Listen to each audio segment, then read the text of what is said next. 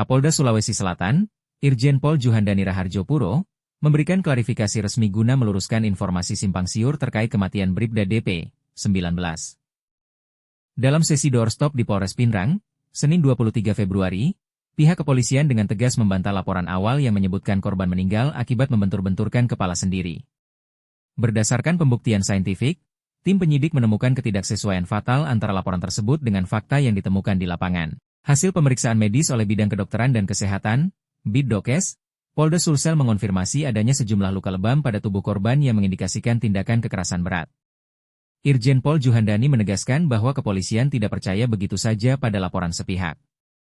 Melalui sinergi Divpropam, Bidpropam, dan Direktorat Reserse Kriminal Umum, terungkap bahwa penyebab utama kematian korban adalah penganiayaan, bukan tindakan melukai diri sendiri sebagaimana isu yang beredar sebelumnya. Saat ini, penyidik telah resmi menetapkan satu orang tersangka berinisial P dengan pangkat Bribda, yang merupakan senior langsung dari korban. Penetapan ini diperkuat oleh pengakuan tersangka serta adanya persesuaian bukti material hasil visum yang menunjukkan pola pemukulan pada bagian kepala dan anggota tubuh lainnya. Tindakan kekerasan tersebut terbukti berakibat fatal sehingga menghilangkan nyawa Bribda DP. Selain tersangka utama, pihak Polda Sulsel tengah melakukan pemeriksaan intensif terhadap 5 anggota polisi lainnya yang berstatus sebagai saksi. Pendalaman ini dilakukan untuk membedah sejauh mana keterlibatan mereka dalam peristiwa tersebut. Penyidik juga menyelidiki kemungkinan adanya upaya kolektif untuk mengaburkan fakta atau merekayasa kronologi kejadian pada laporan awal guna menutupi tindakan kriminal yang terjadi, ucap Irjen Pol Juhandani. Sebagai tindak lanjut, Polda Sulsel menegaskan komitmen penuh terhadap transparansi dan profesionalisme sesuai instruksi Kapolri.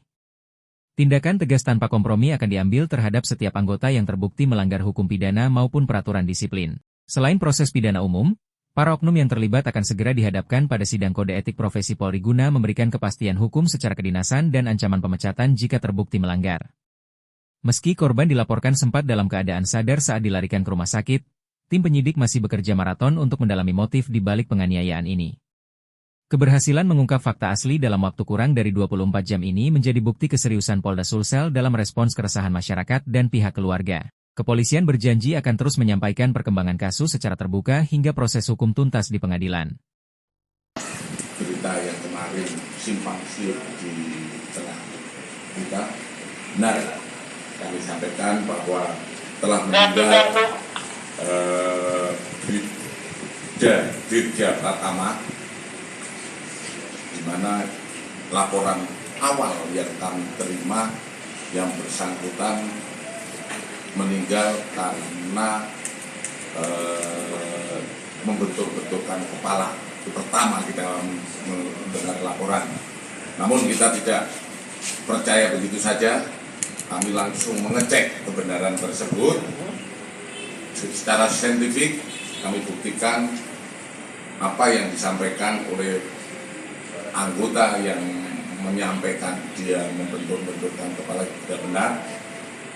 Kemudian setelah kita melaksanakan upaya pemeriksaan oleh Bidokes, kita temukan beberapa yang lebam. Kemudian kita yakini itu adalah penganiayaan.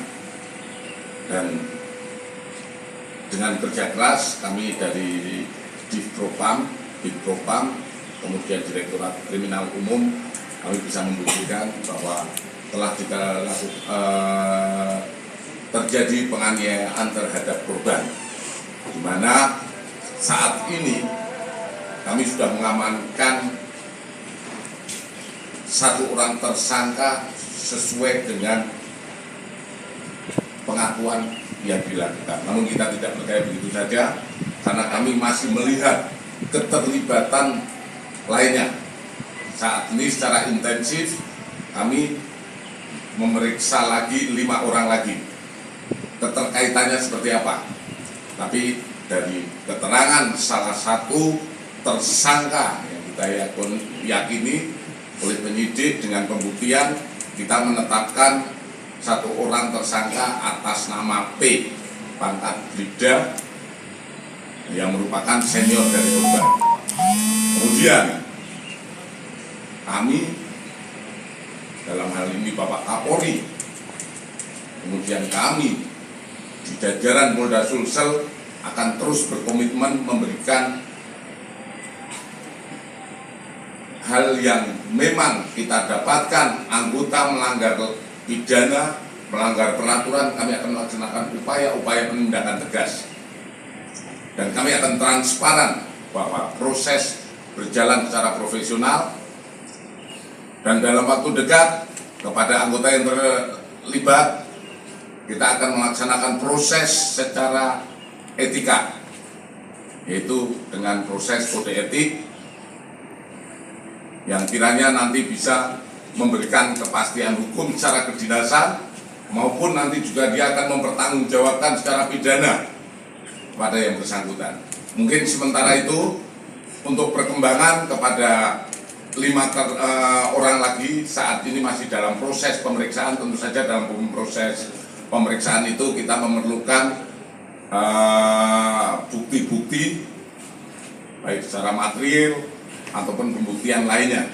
Tapi yang jelas dari keterangan salah seorang tersangka atas P itu dihubungkan dengan hasil pemeriksaan dari Bidokes, itu ada persesuaian, baik itu dengan cara memukul di bagian kepala dan bagian tubuh lainnya, ini sudah sinkron. Jadi dapat kita yakini bahwa saudara P adalah pelakunya dan kita akan melaksanakan proses lebih lanjut. Mungkin itu saja sementara dari kami. Selanjutnya kami akan melaksanakan proses penyidikan lebih lanjut. Dan tadi kami sampaikan Polda Sulawesi Selatan tidak memberikan kompromi ataupun memberikan kebijakan bagi anggota yang melanggar, baik itu aturan apalagi pidana. Pelanggaran disiplin, etika pun akan terus kita tegakkan di Polda Sulsel. Mungkin itu saja, terima kasih. Akhir kata, wassalamualaikum warahmatullahi wabarakatuh.